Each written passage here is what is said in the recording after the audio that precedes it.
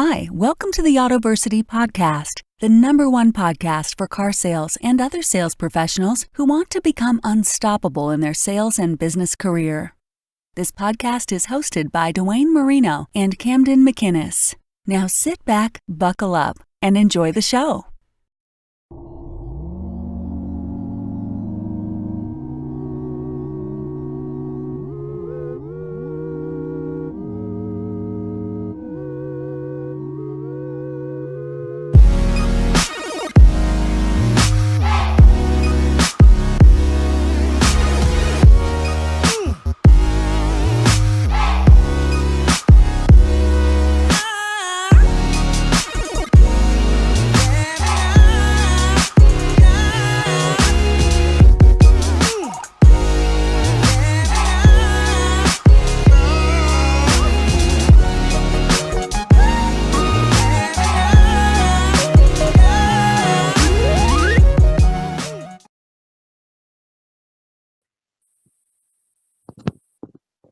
All right. Hey, Dwayne, how are you today? Hey, Camden, I'm outstanding, actually. How are you? Oh, I'm doing great. How's your trip over there in Hawaii going? You at a retreat or something, or are you just on a regular vacation?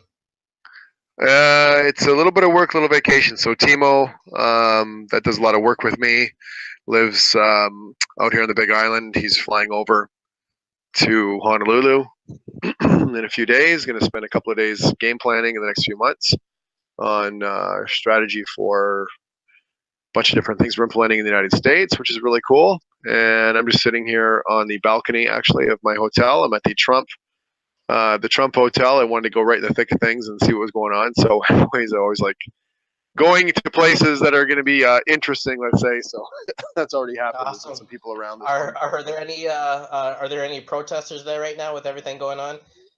Well, you know what? It's just yeah. I just find it interesting. There's a lady out in front of the hotel that's walking around with a poster that says Hillary won. I assume she's protesting the electoral college system they've had down here for 200 years. But anyways, I don't pick sides. Doesn't much matter to me. It's a beautiful hotel. It's in a really nice spot of the city. So yeah, so far so good. And then from here we're gonna check out in about a week and go a much quieter spot now downtown, but up on the North Shore, I think. So anyways, it's all good.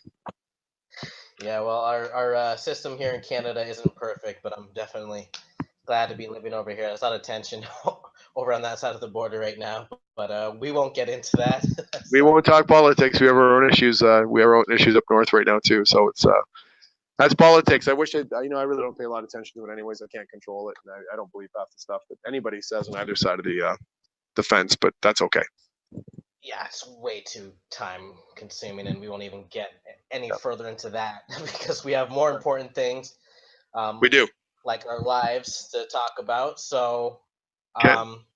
I have some awesome questions here from some people on Instagram, and Okay. I'm hoping that you have a few minutes just to go over them briefly. Yeah, go ahead.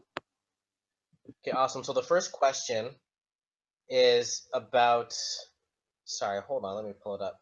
So the first question is actually about warranties. So her name is Michelle. She works at a Toyota dealership in Canada, and she was wondering if will the warranty be void if the new vehicle is serviced at a different shop? No, absolutely not.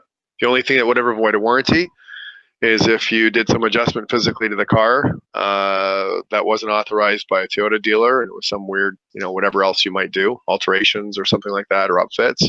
Or in a lot of cases, when the vehicle leaves the country of origin, the warranty is not valid in the other country. So no, that won't affect it at all. No, you can get the car serviced any place you like, even if you get an oil change or regular maintenance done. Just keep your invoices that way, and that won't have any effect on it either. But any kind of warranty work obviously has to be done at the franchise dealership network that car is associated with. So at a Toyota dealership, yeah. But you can get it done anywhere you like. Okay, awesome. And I have another question here for you. It is, when does a new salesperson begin to reap the rewards of working hard? In about how many years would you say that would take for that to happen? Okay. We do a lot of new hire sales training. We have a 3-day class in Toronto we do every month. I can answer that in 2 parts. With all of the research now and momentum that a customer has when they come into your dealership, and this is getting better and better for us in the automotive business every year as more and more people become more confident with the improved tools to do their research and so on before they come in on their trade and the car they're purchasing. Customers now pretty much come into the dealership, a lot of them, when they're transaction ready. So there's 2 groups of people walking into the showroom today, people that are sold and people that need to be sold. And a salesperson needs to have a way to identify which group the customer is likely in. If there's somebody that is sold, what I find happens with pretty much any other selling system out there I'm aware of besides our flow process, which is only a 4-part system, which involves a lot of very simple psychology, is if a customer comes in sold, a lot of people are putting process and language and steps in front of a customer and saying and doing things that are actually turning the customer back into either a researcher or they're second guessing or hesitating, their own decisions. So they're not closing those people as they should. The ones that come in sold, they're actually talking themselves out of the sale. People that need to be sold, yeah, you know what? At that point, then a sales process is required and, qualification and all that stuff. So without getting into a mini sales class here, people that are sold, what you're really doing is verifying that they've done the right research. And it's very easy to do that in probably less than 5 or 10 minutes, and then hopefully moving towards a transaction a lot faster. People that need to be sold, then we're back to old style qualifying their wants and needs, helping them with selection and doing a lot more of the process. So that's part A. If you understand that as a new hire, you should be able to come to any dealership today and be selling 15 to 20 cars a month inside your first 3 months. I've got so many testimonials on that. It's not even funny. We have entire dealership and dealer groups now that new hires in the first 90 days are doing 15 to 20 cars a month. That volume was always reserved for veterans. And here's sort of answering the question that the customer asked you. Yeah. Or the person there asked you on the on social media. A new hire coming in to do that is absolutely not an issue. What should start to happen moving forward, giving yourself at least 2 to 3 years, is your mix of business starts to change.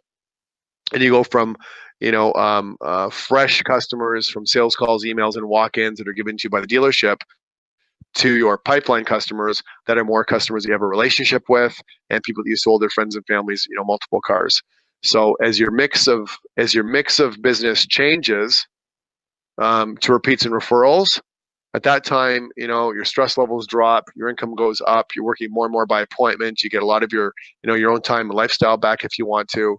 That could take 2 to 3 years. So I do tell new salespeople, get the right training. The only thing worse than not training is studying stuff that no longer works. And in my opinion, that is the vast majority of what's going on out there, because a lot of sales trainers, especially ones at my level, haven't sold cars in 10, 20 years. I do it continually at dealerships, taking F&I turns, working the service drive. I'm always around dealerships actually making sure my stuff works, and it changes with the times. And then beyond that, as long as their initial processes are proper, and they're able to take advantage of the momentum of that customer coming in and close those sales, yes, they've got to give it 2 or 3 years to really master their trade and also start to get that repeat and referral business that they deserve. That's really a two-part answer there, Camden.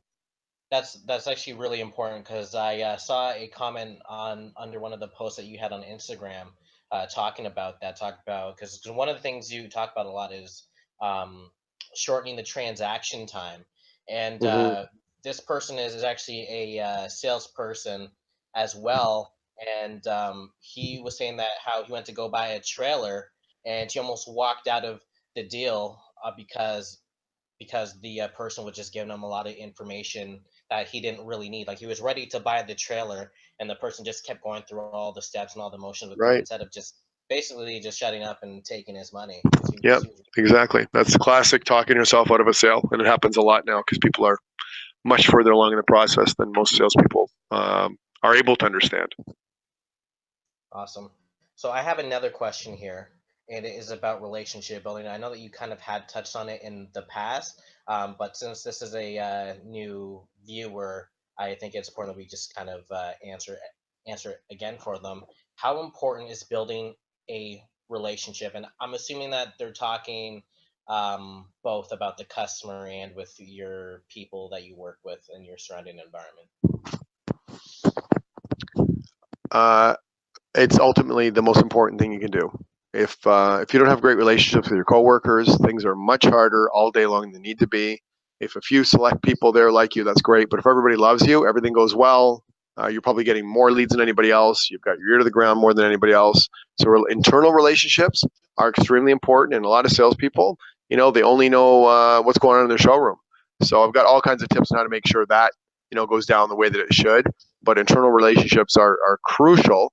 And then outside relationships, two ways to look at that. Everybody sells within communities, usually a geographical community for the most part, in cities or towns. So getting those repeats or referrals, those nearby customers coming in and asking for you, the local businesses, that's all a result of outstanding relationships where people really feel you've done the right job and they want their friends and family to enjoy the same experience they had with you. And then the other side of it is with social media. Those are a little bit looser relationships, but people today can make you or break you on social media inside of 5 seconds. People are recording stuff in their voice notes when you're going in to buy cars now. They've got everything, right there, and you don't want to be that person that's, gets ultimately destroyed on social media. So, Camden, it's relationships are everything. Would you say that it's more that having people like you as an individual is more important than maybe your skill set or your experience? Well, it's actually in my world, it's more important that they respect you. So I think people buy things, especially cars, from people they like and respect. So I think a salesperson has to work on the respect side before the like side. If they respect and like you, you're golden, for sure. And no matter what skills you have, what you just said, Camden, is right. If they don't like or respect you, they won't even be able to listen to you. And so your skills, your product knowledge, the whatever tool sets you have as a salesperson will never be really fully used because people only can listen to and believe people they like and respect. Yeah, I really think that's a huge part of human nature. And I don't want to get into politics, but you see this a lot with politicians where a politician can do something right, and if the general public doesn't like him, the media may treat him differently. A politician could do something wrong, and if the public does like him, the media will likely not focus on that negative thing that he said or did. So, well, I really think that's a big part of human nature. Yeah, and it's funny you mentioned that because I do mention it in training. I don't talk about politics; I talk about psychology. But I think people are getting pretty tired of it because the modus operandi of politicians the last couple of years, 2-3 years, has been basically on both sides of the fence for the most part. Trying to get everybody to not like or not respect the other person. So they do know, and they're not dumb, and they have psychologists that understand this, that if you don't like or respect the other person, you can't listen to them. If you can't listen to them, you certainly can't vote for them. But we've gotten way off the facts and way off of actually what's going on, and it's all personality driven. So it is related to sales because they're trying to sell people on voting for them or supporting them.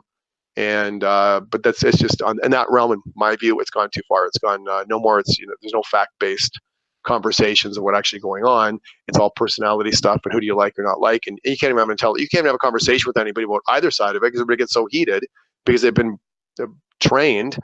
People aren't people; they're sheeple. Been brainwashed by the media that it's all about who you like and respect, and it's really it shouldn't be about that at all. It should be about policy and who's doing the right thing for the people at the time, which arguably could be either side, but you can't talk about it because people get all out of joint based on personalities. Yeah. It does make a point.